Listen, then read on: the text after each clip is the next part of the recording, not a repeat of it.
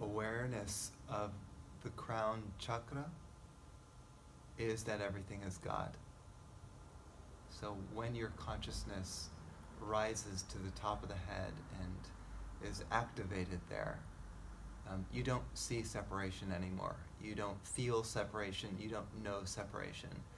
Your mind can't trick you anymore. There is a deep understanding and knowing that indeed there is only the one being.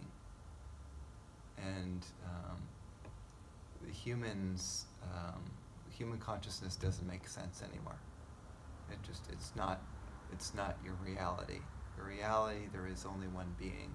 No such thing as separation, no such thing as me or you, no such thing as separate objects. There's just one single God, and that is all there is. That is the consciousness of the crown. Even the Bible talks about reaching the crown. It's very symbolic in the Bible, but it's still there. I think it's in Revelations. All traditions are trying to help the human to raise their consciousness from just earthly consciousness of believing I am separate and a human into perfect divine consciousness in which there's only the one. Science even is trying to prove that. Science looks into the nature of matter and sees that there's really only space. There's actually nothing there. It's only the mind that makes up as something there, as sees something separate or something solid. That is all mind stuff, mind games. And so we believe the mind and it becomes our reality. It's our choice. But it doesn't mean that you can't shift yourself into another dimension, into another realm. You can't. It means that you have a choice about what you want to experience. Do you want to experience the suffering of the dual world and identifying with an individual character, or do you want to actually know God and the truth of the matter? In one sense, they're both real. In one sense, the human being creates its own reality of separation, and therefore it suffers accordingly.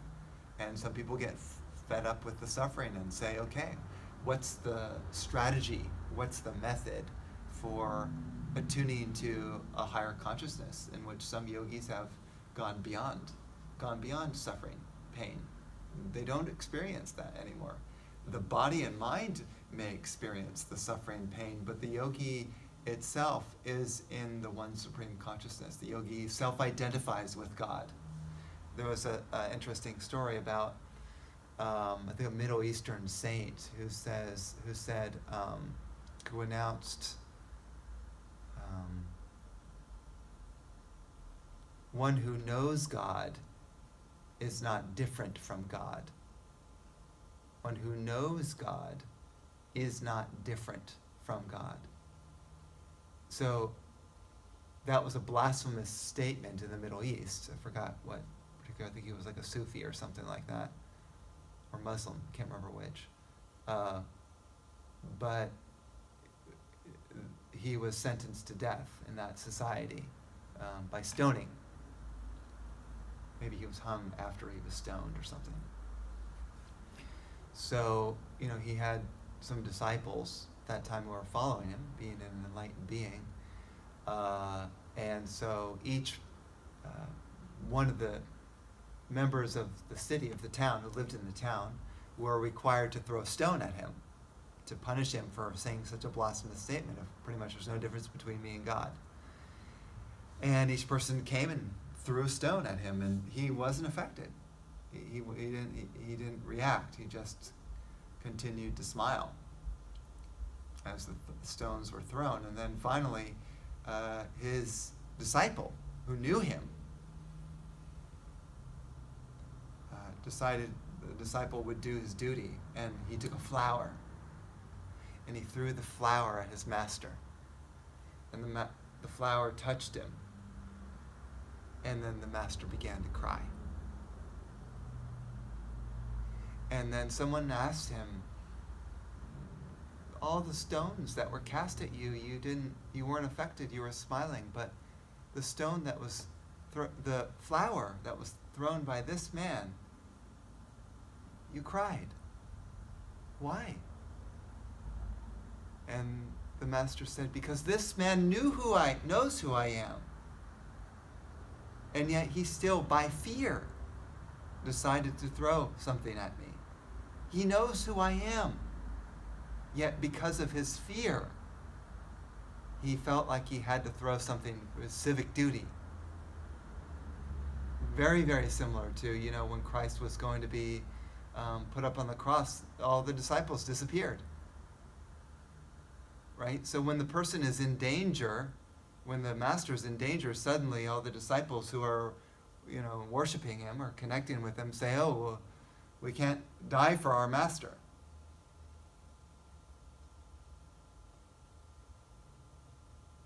If you love your master, you will do anything.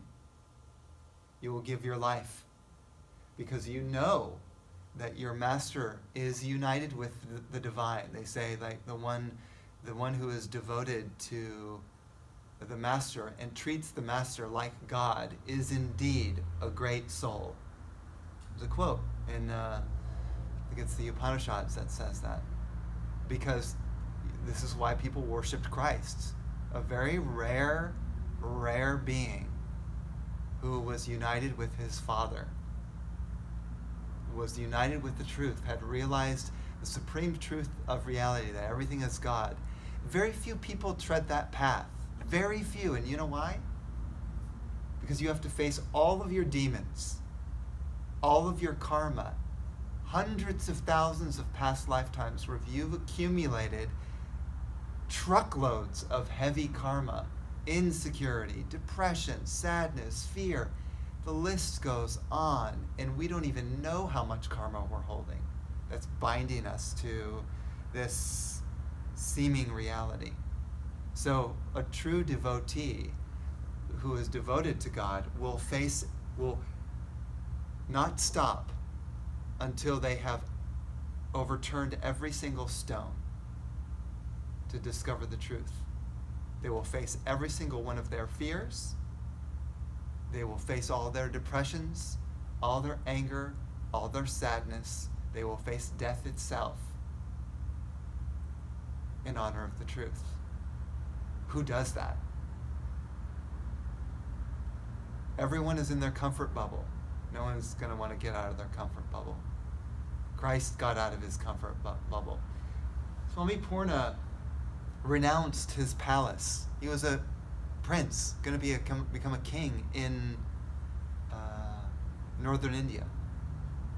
He was going to inherit a kingdom, And one day, at midnight, he left the palace, discarded all his jewels, and set off, and lived in the Himalayas, negative 50 degrees Fahrenheit, naked for decades, walking through the forest with the elements, rain, sun, snow, shine, whatever it was, unaffected. Swami Purna was born enlightened, also an extraordinarily rare being. So when you see a master who has overcome the Maya, the illusion in the mind, you bow to that master. And you say, thank you for even incarnating on earth to share the truth, because if it were not for the great masters, this world would have been destroyed long ago. The amount of negative karma that has been built on this world would have gotten so out of balance the world would have been destroyed. But because of the great masters purifying the negativity of all the karma on this earth, the earth has been saved. That's why we bow to the masters. People don't realize that. And most masters, you don't even know that they're a master. I mean, people, let's say people in general, didn't know that Christ was a master. They wanted to kill him, right? That's pretty much the same for all other masters. If a Christ figure appeared before you, you wouldn't even know it, because you have to be at that consciousness level in order to be able to even detect the transmission of that being and what they're actually beaming towards you. And even the master who's beaming something towards you, it's understated. You can't handle the light. Right? There's a story about in the Bhagavad Gita. Has anyone read the Bhagavad Gita? Yes. Right.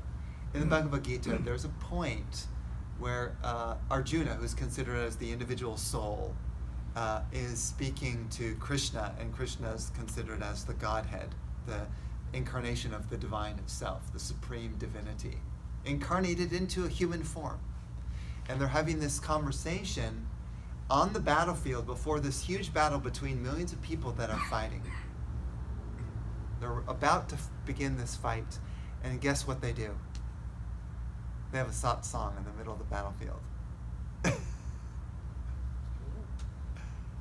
Right before the battle.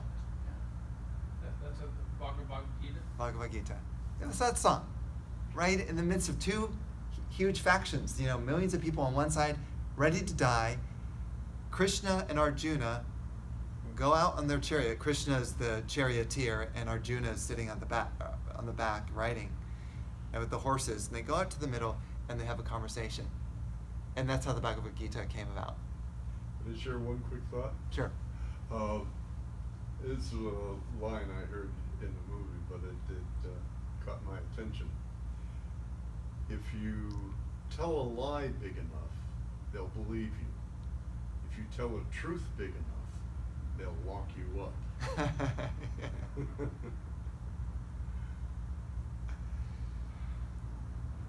In this psalm, perhaps the most famous battle ever held on earth, because it was heartbreaking, because it was families coming together fighting. They had to fight each other because one family was one faction and they wanted to take over the land because the guy was greedy on that side. So they were all family members, and Arjuna didn't want to fight. He was scared. He didn't want to kill his relatives, but Krishna said, no, you have to. This is your dharma. If you flee from this, you will be humiliated and seen as a coward for the rest of your life. This is your dharma, to kill your relatives. And it was extremely difficult for him. He cried, he wept, he said, I can't take this anymore. I would rather die than kill my relatives.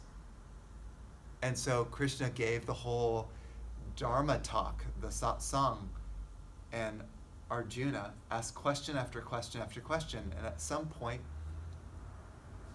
Arjuna said to Krishna, will you grant me the divine eye? Will you allow me to see your true cosmic form?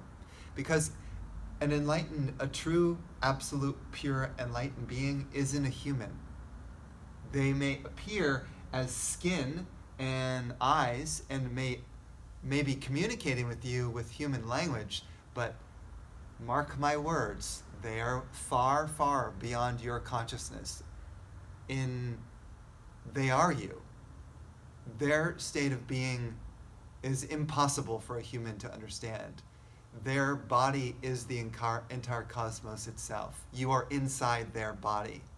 Therefore, they know exactly what you're thinking, exactly what your past is, what your present is, and what your future will be. They are well aware of the entire time continuum.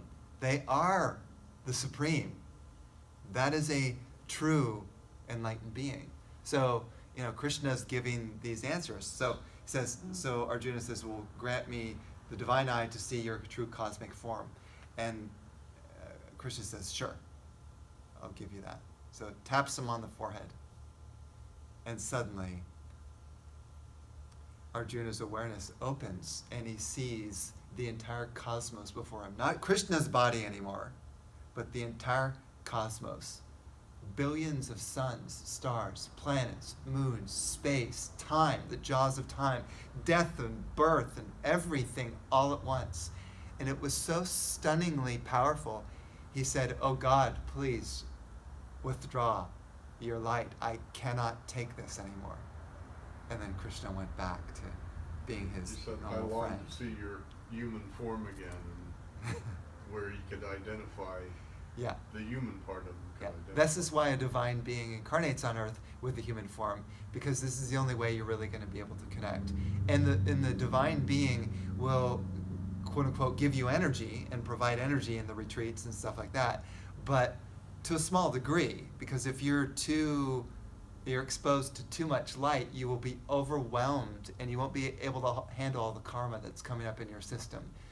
everything will come up into the surface and you might kill yourself or you might implode or explode because of that. So a divine being is very careful about what you receive and what you don't receive. And yet our true self is never afraid or affected or anything. And yet the divine being knows that he's dealing with human consciousness and therefore has to descend down to that level. That's why Swami Purna is called a descending soul. A descending soul is a being that is in the pure non-dual state, that has no reason to incarnate whatsoever, except somehow people on earth are praying and saying, oh God, we need your help. Like, look, we're killing our planet. There's some big trouble on this planet. We need help here. And so the divine says, all right, sends down a human form to be born in the flesh to say, here's the teachings, because it's the only way you're going to connect. No one knows what non-duality means. They need a human form to dialogue with them and connect with them. Otherwise, there's going to be no bridge. So every once in a while, at every age, there's a true avatar that comes down to earth and says, here's the teachings. Who wants to come? And the ironic thing is, most people don't go to those satsangs. Why? Because, again, even being in the energy of them for a little bit, it's, I came out of the Swami Purna retreat in England recently, outside of 3 hours outside of London, and not Mayfair, I forgot which town it was. But the next day after the retreat, I was shaking because he was working specifically with purifying my heart.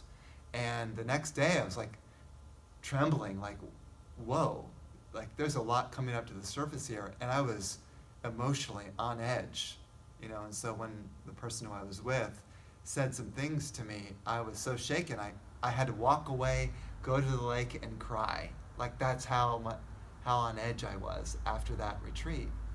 Because it's not just dandelions and posies. I don't know if that's a word. But it's facing all the stuff in you that's not in alignment with truth, with love, with pure joy. And so as I'm working specifically on my heart with him, he touches my heart. Physically he does. Chants a mantra, and then I go out, I'm feeling great at first, and the next day I'm in shambles. Like my heart karma is coming up, which means feeling unloved, feeling crushed, sad, disappointed, angry, sorrowful, just so much here. Why? Because I've got a lot of work to do with my heart.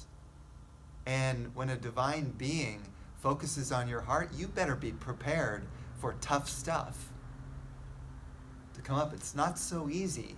That's why small groups of people will hang around these beings, because you have to be ready and prepared for that. You have to do the work in order to be ready to handle the light that comes. And,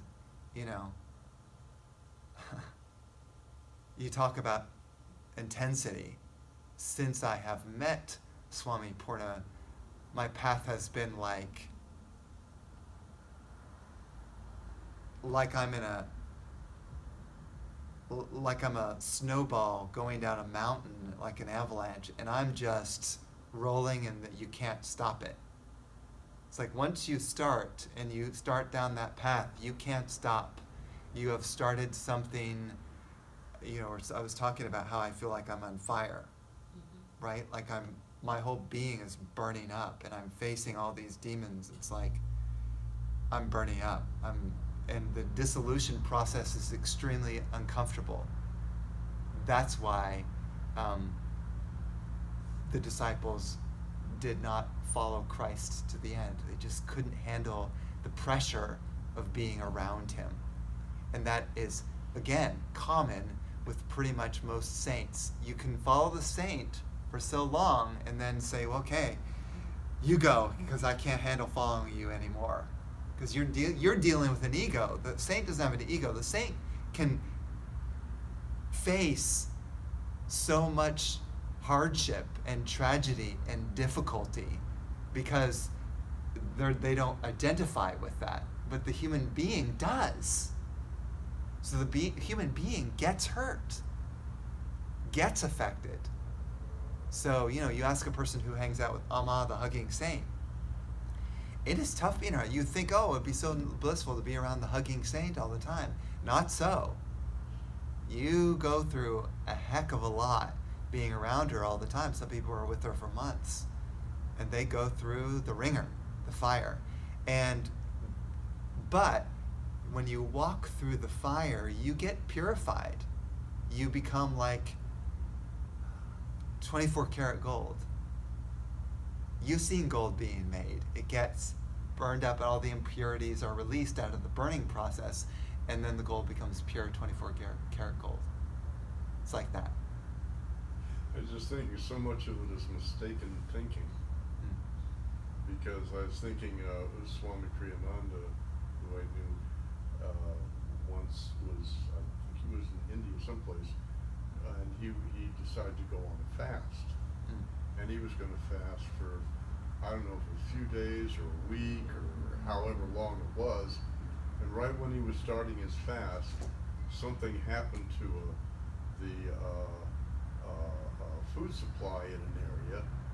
And in one day, with the food being momentarily stopped, people suddenly were in a total panic. And Swami is seeing, all these people are panicking, and he said, but I'm just starting to get comfortable in my fast.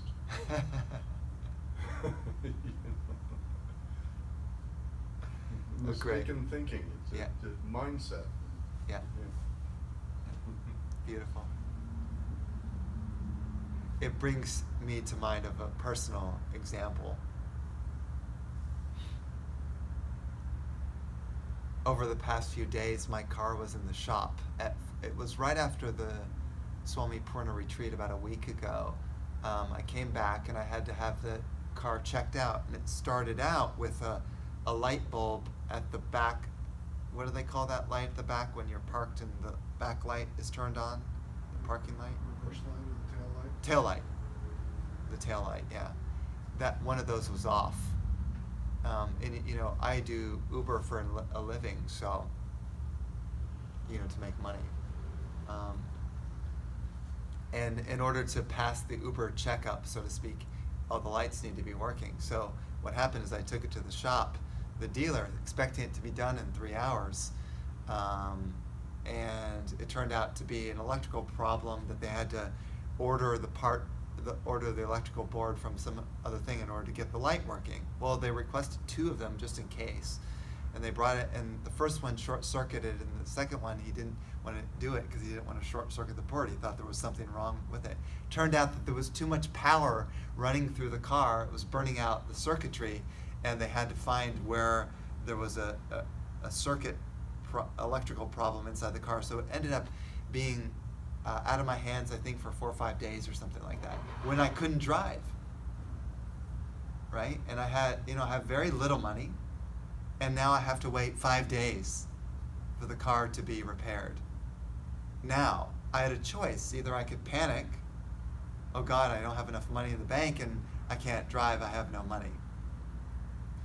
And I said, oh universe, this is out of my control. I have to leave it with the dealer for as long as it takes for it to be repaired.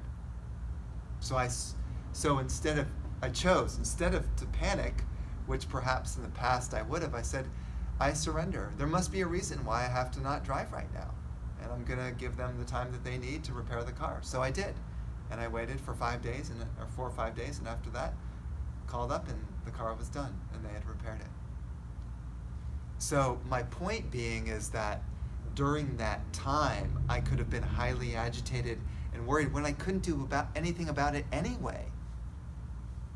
Or I could surrender and say, look, I don't know the bigger reason for me being out of work and not making money, but I'll do what I need to do, work on my other projects while it's being repaired. Maybe the universe wants me to rest right now. I was just in a harrowing retreat. Whatever it was. It's like, we don't know the bigger picture of why these things are happening to us. If we do, we would see how the universe is progressing exactly the way it needs to be in order for us to grow. That's a very soothing thought. Then when something happens to you that seemingly is bad, you say, thank you, universe. There must be something great I have to learn from this. You know, I recently broke up with my girlfriend, and that was devastating to my heart. I mean, it was just crushing, painful, and I went through so much sorrow and looking at myself and taking looking at what I did during the relationship that caused that, and trying to understand it from her point of view and what happened with her. And just as I was going through all of the suffering around that breakup, do you know what happened? Two things. My heart began to soften because I started to feel and understand where she was coming from, and started to have some sympathy for myself of why I acted the way I did. I said some self-compassion instead of feeling guilt for the things that I had done. I started to have realizations of why I acted the way I did. I felt this whole softening and humbling. And so love started pouring out. I mean, you'd think, oh, you know, this guy got crushed by a relationship, he'll never recover. And yet I felt so much love during that time. It was like a softening of my heart. Second thing that happened was wisdom. I started to understand myself and my reactions and my feelings so much more deeply, and I was feeling them. Like, not just understanding, but experiencing these deep sorrows where I would just go outside and be crying and hugging a tree because I missed her. You know? And then deep guilt complex coming out and crying over all the things I had said or done to her that I felt were wrong. Feeling the guilt, like just everything bombarding me and going through all of this sorrow. And I just allowed it to happen. I didn't fight it. I didn't say, oh, I shouldn't feel this way. I said, universe, let me feel what I need to feel. I'm open to anything. And it just all flooded through. And through that, somehow, I began to understand more human nature and what people go through when they go through heartbreak. I never quite understood what heartbreak meant. What are you talking about? You know, when you break up with someone, it's no big deal. You know, intellectually you could say that, no big deal, just get over it. But when you go through that hardship and that sorrow and that pain, now you look at people more delicately, more lovingly, more kindly, and say, I get it, at least to some degree, because I have experienced it myself, the depths of the suffering, so I understand at least somewhat what you're going through. And I have so much more compassion and kindness and understanding towards people who have gone through difficult challenges in their life like that. And you have to let yourself feel it completely, right away as it comes. Yeah. Because if you say, oh, it's too much, and you knew you want to suppress it, you push it down, well, you're just going to have to suffer through it sometime later. Yeah. You might as well go ahead and do it now. What I could have done is I could have drank alcohol or something like that to cover up all my sorrow and pain. I wouldn't necessarily do that, but other things. I would do other things to distract me. Go after other women, or go after other foods, or, you know, whatever I could to sort of distract myself from the pain. But I said no. I said, I want to feel everything about this. Let it come. I surrender. And that was my purification process and release process. And it happened so quickly. I mean, it's still happening, but it continues to unfold. And it, to me, it was like surprising at how much I experienced through that. Like how many nuances of suffering I went through. And what wisdom came through that, of understanding even where she was coming from and why she was reacting, and more sympathy towards her. More even love for her than I had even before. I mean, how beautiful, you know? It's like someone does something to you, has a fight with you, you shut down and you don't want to talk to them anymore. Some reason I loved her more, you know? And because I love her more, I love other people more. I love life more. I'm more present and in love with life, like it's more vivid to me somehow by passing through that suffering. Isn't that amazing? It's like refining gold. You know? It's yeah. The purifying of the gold. Yeah. Yeah. So I could look back and say, ooh, that was a tough experience. And when I was in it, maybe I was like, oh, I don't know if I'm going to handle this. Maybe I don't want to feel this. But now as I look back, I see, oh, there was a greater reason. For me to be able to counsel people, to really truly be there for people, to really truly love people, even people who attack me, to be able to still embrace them. I need to go through that fire. I cannot be in my own little bubble and try to protect myself from the world. I have to open myself to the world and go through those difficulties in order to develop true compassion and understanding, and then to be able to receive the toughness of the world and let it pass through me instead of getting caught in it. This is what I learned from a seemingly difficult situation, which I wouldn't necessarily wish on people.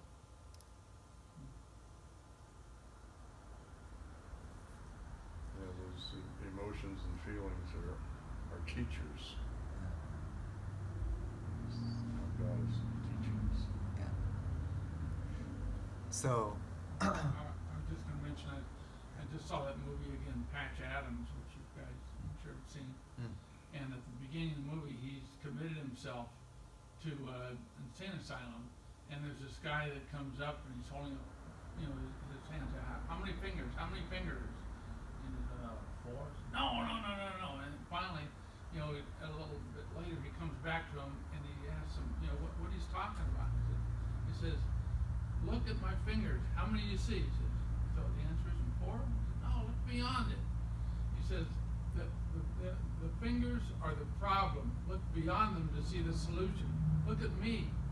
And so he does the soft gaze on his fingers and looks past at him, his face. He says, and he sees, so these are fuzzy. And then he says, oh, he sees more fingers. He sees 8. He says, yes, that's it. You must look past the problem to see the solution. love it. And I thought, what a great, Beautiful. What I noticed is a lot of times we have all these problems, and we don't know how to solve, let's say, a particular problem, and then we're thinking and thinking and thinking, we can't figure it out. We go to sleep, forget about the problem totally. We wake up in the morning and suddenly, ding, oh, I know. This is the answer. I know where my keys are, or I know how to solve that problem. It just, it hits us. We didn't try to figure it out using our intellect and mind. How do you solve this problem? It hits you in the forehead, and you know what the answer is. What if you could run your whole life like that, where you didn't have to engage your mind and intellect so much? What if all the answers were just coming to you all the time, and you didn't have to try so hard to figure things out? You know that's possible.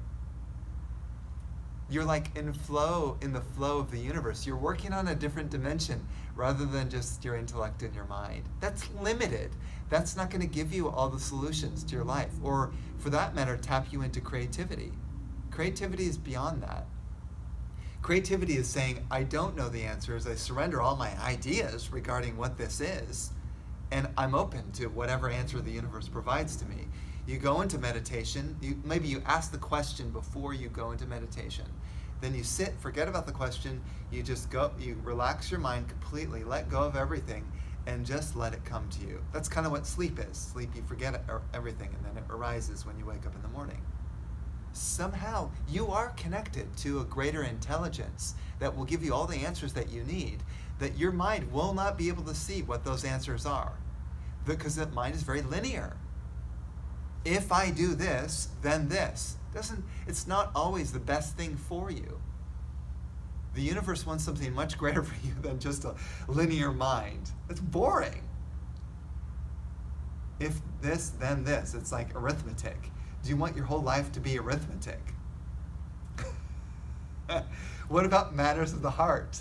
You know, I told that story, right, about Chaitanya Mahaprabhu, who got interested in the study of logic in India, and so he went and found a great master in logic, and he studied underneath him.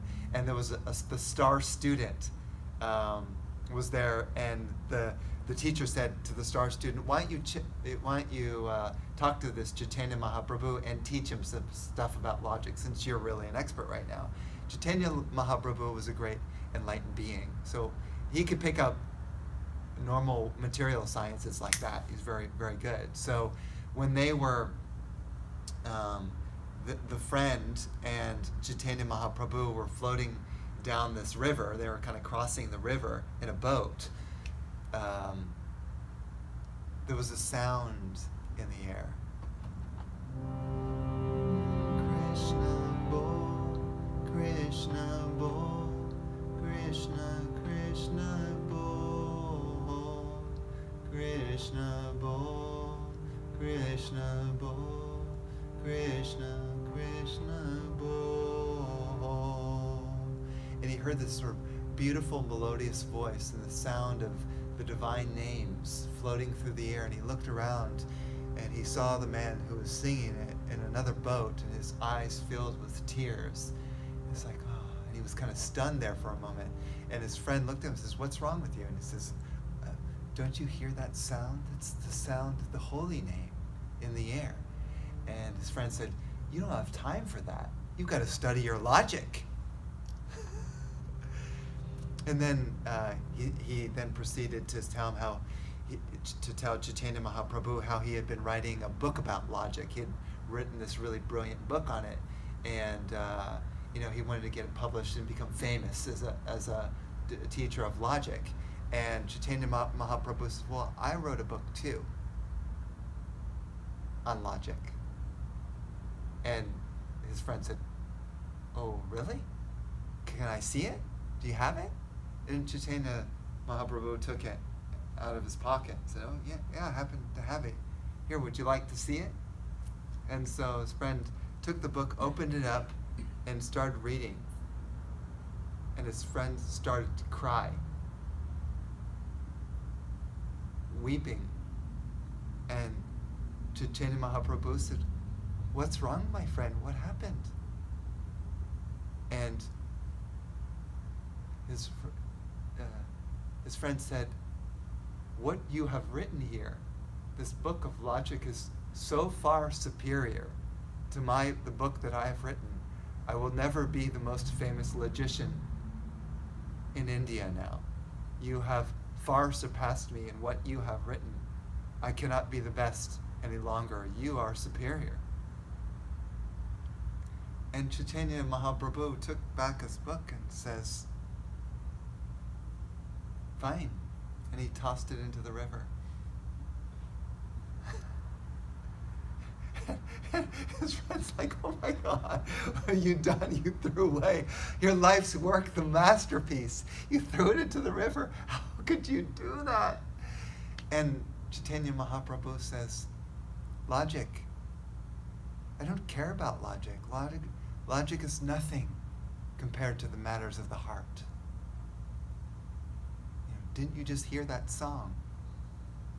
You know?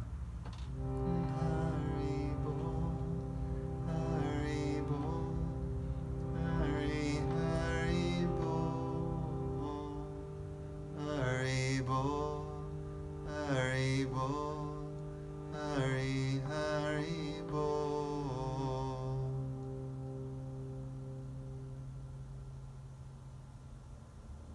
If you live your life as a dry logician, someone who is acting on logic your whole life, your life will be dry. You're missing the aliveness of life, the undercurrent of love and joy that has no reasoning behind it. You're missing that. You have to find that. Too many people in this world are,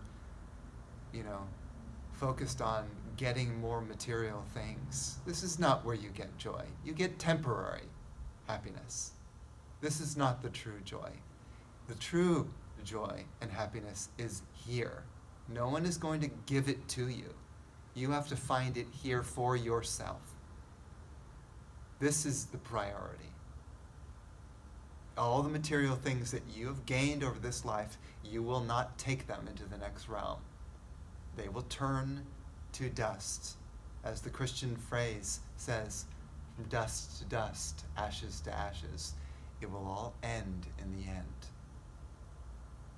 Nothing will go with you, except sort of this carrying case of your own soul, which seems to be covered by hardened layers of karma. You have to crack open your karmic patterns, find out who you are, find your truth, find yourself. When you dive into the love that is here, you won't want to come back. You don't need anything else from life anymore. This is the most important. Because when you touch into this, your whole life becomes transformed. You don't see things anymore.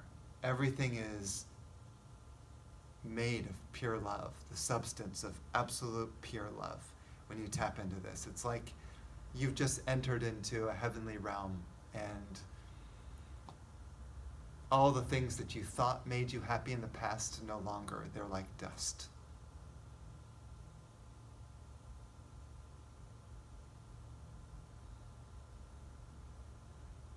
People don't follow the spiritual teachings because somehow they don't believe that, or they're too impatient. It's like, well, there's this bliss that this saint is talking about, but I really want this pizza because it's going to give me immediate gratification. It's going to give me some immediate pleasure, which, I understand the draw of that. But, how many pizzas do you have to eat to be satisfied? I've eaten probably more than 1,000, and still it's not given me enlightenment or bliss. Those pizzas have come and gone. They end up coming through the other end. Then what? How many pizzas, how many lifetimes am I going to have doing the same thing over and over again before I concentrate my whole life and mind and heart on this? And I won't stop until I find this. Every ounce of my strength and effort will be focused on that. So that's the question. What do you want in your life? To me, it's the most important question. You could spend your life in a comfort zone too. It's the scary thing about becoming rich. Oh, I've got my pension, everything's all set, I'm all comfortable, I'm all good. So you're comfortable. You could be comfortable and lead a comfortable life and never touch into your heart. And in fact, that may be a curse to you because you won't have any motivation to find your heart because you're comfortable. Let me stay in my bubble and not get uncomfortable. Like, it was a big decision when I decided I was going to renounce everything and go out on the road for 3 years and live out of a van because I'd spent my whole previous life building up this financial planning firm and spending thousands and thousands of dollars on education and certifications in order to become a financial planner. I was set for life. I'd built everything on that business, thinking that that was going to be my retirement and my comfort zone for the rest of my life. I left all of that. And now I'm here. Some people might call that a gigantic sacrifice. Do you know what the sacrifice would have been? To keep doing what you were doing. To sacrifice my heart. That's the sacrifice. If I sacrifice this, I'm betraying myself. I'm going to continue to chase after the food, the drinks, the women, the sex, the pleasures of life, and I'm going to miss this. How many lifetimes am I going to continue on with that same road? Most of us have done it for, as I said, literally hundreds of thousands of lifetimes. No exaggeration. You come to a lifetime now where you have a chance to break out of those heavy karmas. Don't live a comfortable life. Live a life that's true to yourself, your true self, and sacrifice some of your comforts to follow that path, because that will give you leaps and bounds to achieve your goal. That will accelerate. You talk about how do you accelerate your path? You get out of your comfort zone. Instead of getting up and, I'll give you a simple example. I mean, this is very, very minute, but getting up and the first thing I do is check Facebook, as an example. Instead, say no. Turn off my phone, do not check Facebook, and do my yoga practice. Do my yoga asana practice. Oh, I'm tired, says the mind. Do my yoga practice. Like, I'm shifting my habits from things that are giving me comfort to things that are uncomfortable, but are breaking me out of the subconscious pattern of that zone. We don't know that we're in a comfort zone. We don't even think about that. So one other thing I would say is I would go back to the reason why I grew through my relationship, my intimate relationship, is because I went through all the pain and suffering that entailed. I went through all the heartbreak, and I wouldn't give that up for the world. I wouldn't go back and say, God, I wish I had a more comfortable life, and I didn't go through that. Oh, I wasted all my years with that person. No, I was given a tremendous gift of seeing to the depths of my heart and where I suffered the most. I went through extreme suffering and pain, but I learned about my own heart. I broke through. So look at it as that. Do something different with your life. Do something new. Face one of your fears. Take a risk. It will pay off. Yes? I just heard, remember a quote that different is always better, Yeah. but better isn't always different. Yeah. There's another quote too. Take one step towards God, and God will take 100 steps towards you.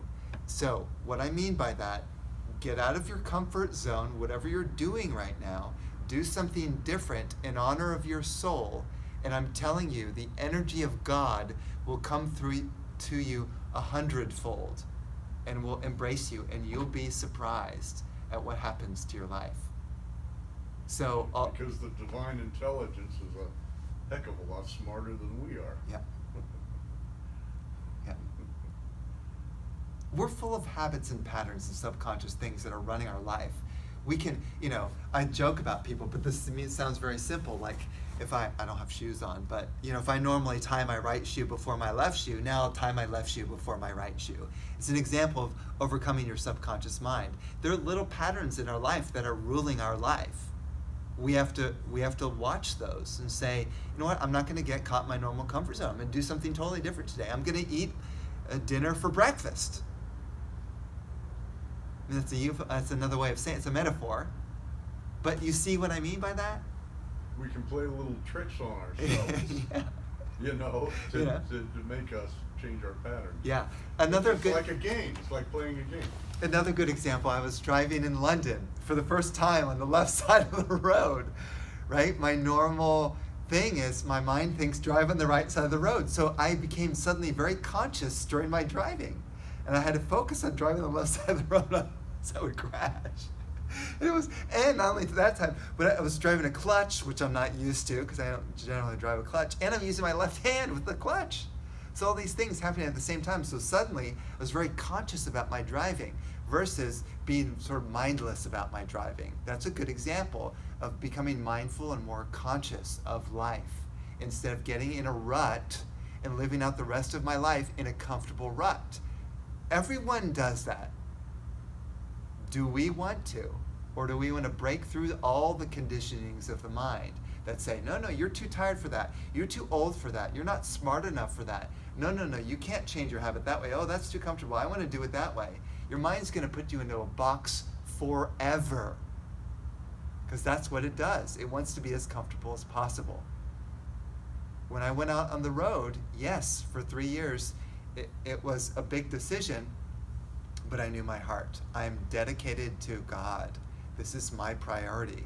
I will leave my financial planning firm behind. This was my comfort zone and my blanket. I could have been comfortable the rest of my life doing that. But after I got on the road and meeting all these beautiful people for 3 years straight, do you know the kind of experiences I had? It was uncomfortable. I'd get into a place, a church, a Unity church or a CSL or whatever, and I wouldn't know anyone, and I would just feel depressed before the song. Imagine, I'm lonely, depressed. I don't know anyone. I don't have a home.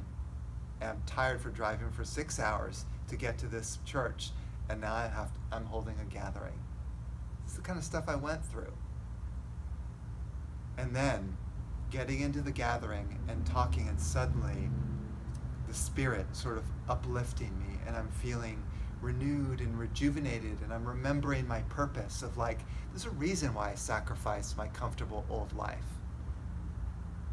I'm here to share this with as many people as possible so that they too can be inspired to walk towards the light.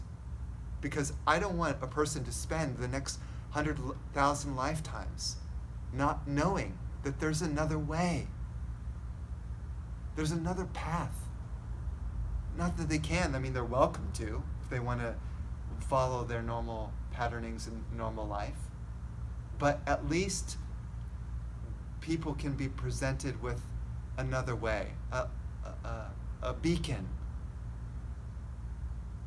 to be inspired and motivated to do something different with their life, to follow this instead of the way that everyone else does it, so society is telling you you're supposed to do that. I did the opposite of that.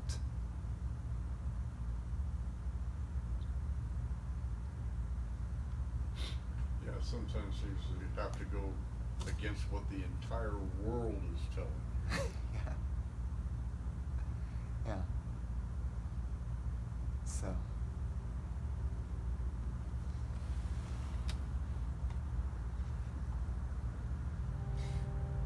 The mantra Hari Om means hurry home. Every gathering that I come to, I'm telling people, hurry home. Don't live in your ego and your mind. Come back to God. Come back to your heart. Come back to yourself. Find yourself. Find your eternal bliss. It's possible. Hurry home. This is where you came from, and you will return in this lifetime or the next. You will return. This is a guarantee. This is a promise by God that says, you will come home back to me. How long do you want to spend before you come back to me? Take one step towards me, and I will take 100 steps towards you and hold you and carry you. Had it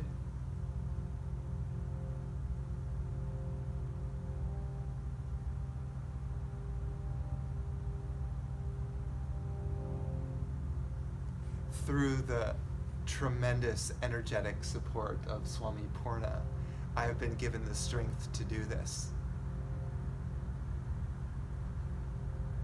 That's why I light a candle for him, because that strength has carried me through, has allowed me to seemingly sacrifice so much comfort and so much that the world will look on as a success. I gave that up. I'm trusting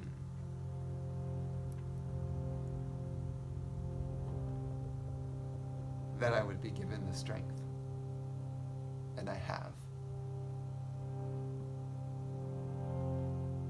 And I will carry on this mission for the rest of my life. It's no question.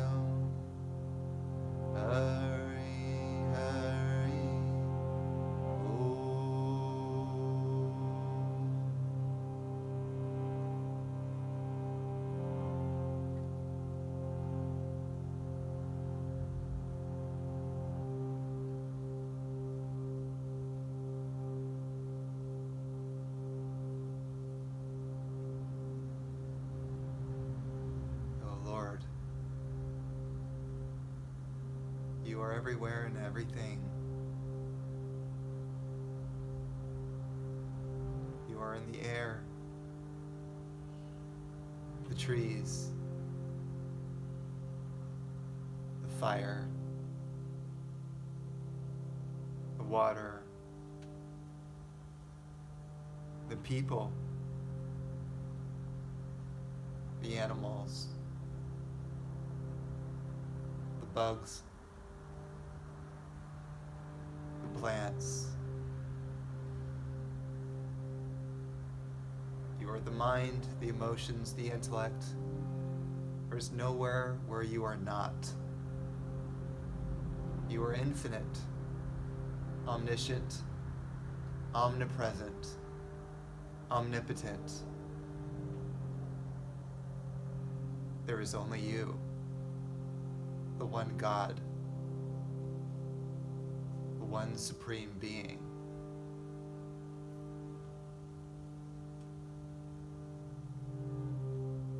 I surrender myself unto you.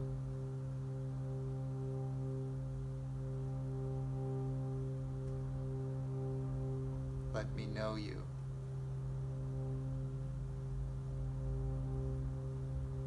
Let me dissolve into you. Let me merge.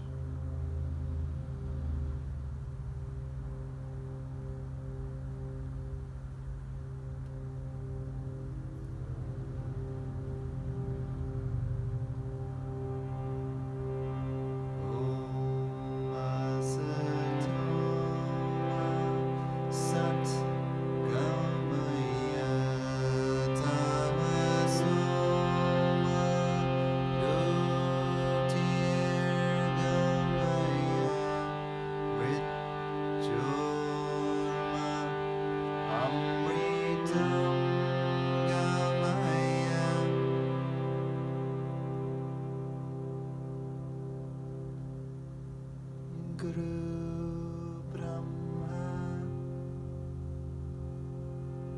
Guru Vishnu, Guru Devo Maheshwara, Guru Sakshat Param Brahma, Tasmai Shri Gurave Namah.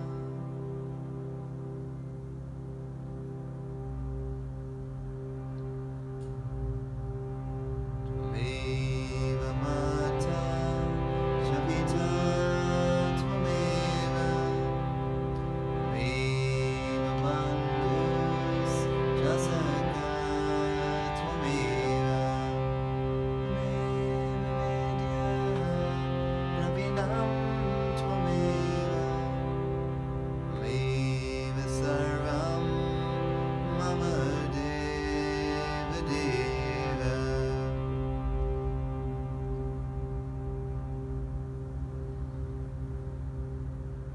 Om Purnamada Purnamidam Purnat Purnamudachyate Purnasya Purnamadaya Purnamevavashisyate.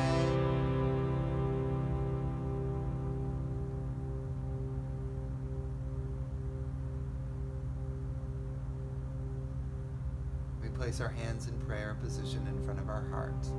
We'll chant together Om Shanti Shanti Shanti, sending a wave of peace to all beings in this world.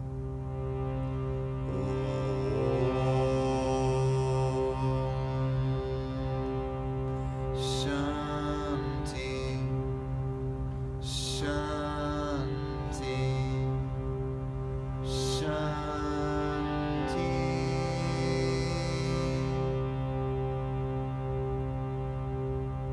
Peace.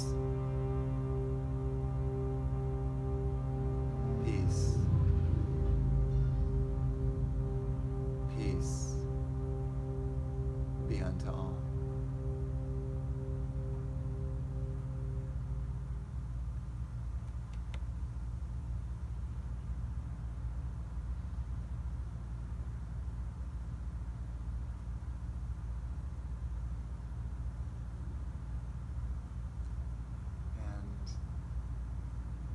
to thank Sheila for making this possible for me to be here and to share. It really is my delight, and I particularly appreciate how warmly she welcomes me each time. I very much feel welcome, and so to her I'm thankful, and also just for her spirit and her passion for guiding and leading this church. So very, very fortunate that Unity has her as a sort of guide.